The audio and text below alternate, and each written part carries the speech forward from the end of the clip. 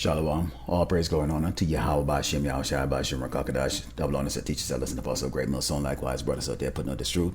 Faithfully, fearlessly feeding the sheep, and to you brothers and sisters tuning in. Shalom. And today's lesson is entitled, It's For Real. And it's going to be a very short lesson that's going to go into the things that's going to be coming on Yasharala, Israel, or so-called Black Americans and Latinos, as written in the scriptures, which Jakes seem to think that it's not going to be real. Okay, let's start off with our first book here. This is the book of Proverbs 28 and verse 15. It said, as a roaring lion and a raging bear, so is a wicked ruler over the poor people. Who are the poor people? Are so-called Black Americans and Latinos. Now let's take a look at that word or that definition of raging bear. Okay, and this is going to be from the regular Google, meaning it means a raging bear is a hungry bear that has gone outside its normal hunts to search for food. Now we can look at the way Esau, okay, is prodding, okay, oppressing Jakes right now, is going to be out of his normal range, because right now Esau is looking to do what? He's looking to cast Jake out of the houses, okay, he's looking to cut off welfare, okay, food stamps, assistance, which is what a ruler's supposed to do, is to assist his people, okay, in eating and their welfare, okay, and Esau is looking to bring out the MOTB, the mark of the beast, okay, another grievous, okay, judgment that's going to be coming here on the earth, but in particular the tribe of Israel is going to really fall really fast for that, because why? We are the poor. So this man is constantly sitting down, okay, thinking of wicked ways and how he can oppress the children of Israel, okay, so-called Black Americans and Latino, just like how a lion is roaring and a bear constantly is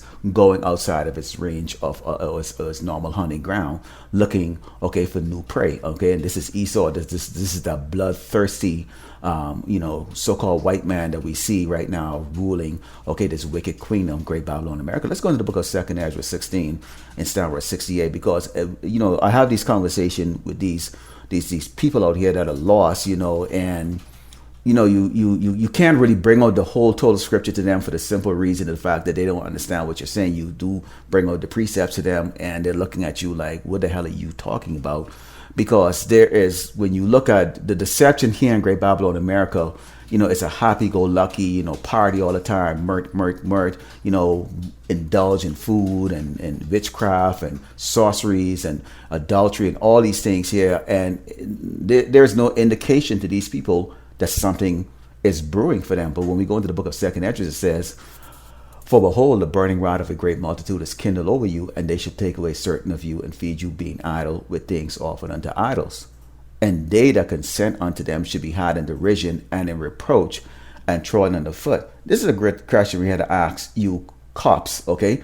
What are you so-called blacks, Latinos, and Native American cops, military service member, border agents, and federal agents going to do when you are told to massacre your own people, okay? Because see, you're a pod. You're wearing those badges. You're carrying, the weapons of war. Okay, a gun, a sword.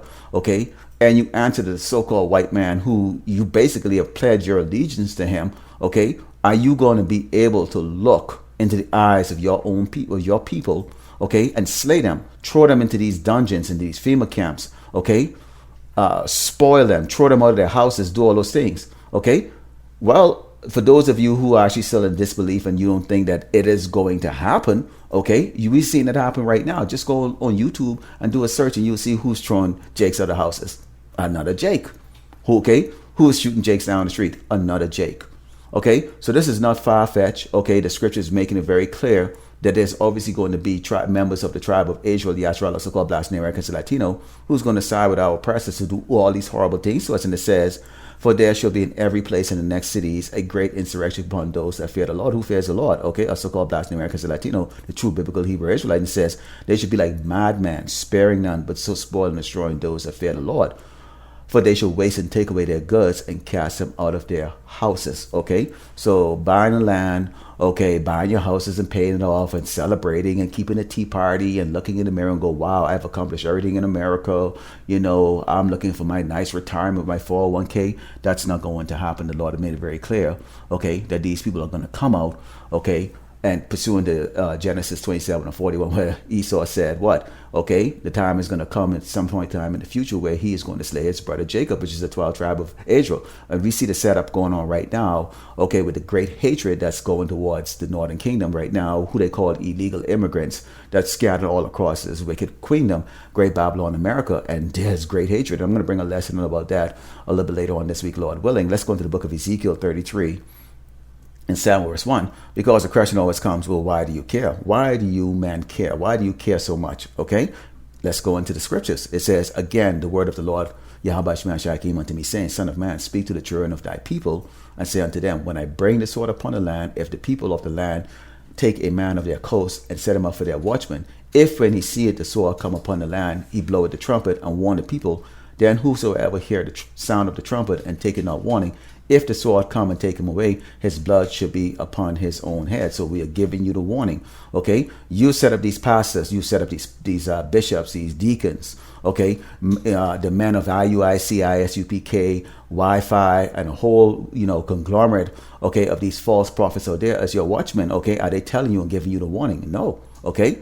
So the members of Great Millstone and likewise brothers are out here on the highway and the byway on the unicorn giving you that warning. Okay. And if you don't take heed to this warning, guess what? Your blood is on your own hand. It says, he heard the sound of the trumpet and took no warning. His blood should be upon him. But he that taketh warning shall deliver his soul. But if the watchman sees the sword coming and blow not the trumpet, and the people be not warned, if the sword come and take away any person among them, he's taken away in his iniquity, but his blood will I require the watchman's hand. So basically, okay, if you're a derelict of duties, which means what? You put the plow down, or you don't go in the highway and the byway, you're not making lessons. Okay, you're being a sottish, okay, servant who's not, doing the research, watching the headlines, okay, collaborating with other brothers to do what? Blow the trumpet. Okay, this is what we do. These videos are not something that we do for entertainment. These videos are the trumpet that we're blowing right now. We're telling you this doggone so-called white man, okay, Esau the Edomite, is planning on killing you while you're in this relaxation state. Okay, at the same time, okay, he's keeping you in this mirth spirit, unaware of the great danger that you're in. Let's go into the book of Proverbs 16 and 7, because you again, to answer that question as to why we do this, okay, this will answer that. It says, when a man's ways please the Lord Yahweh Shemashai, he maketh even his enemies to be at peace with him. When you go back to 2nd Ezra 16, verse 68, where a great burning wrath of a great multitude is going to kindle you. That's all these other nations coming against you, including the 2/3. Okay, we are looking for the Lord Yahweh Shemashai, okay, to give us that protection. Okay, so by pleasing him, by doing his commandments, by going out there blowing the trumpet, giving out the warning and doing the work that he has commanded us to do. Okay, it says what? When a man's ways please the Lord Yahweh Shemashai, he make it even his enemies be at peace with him.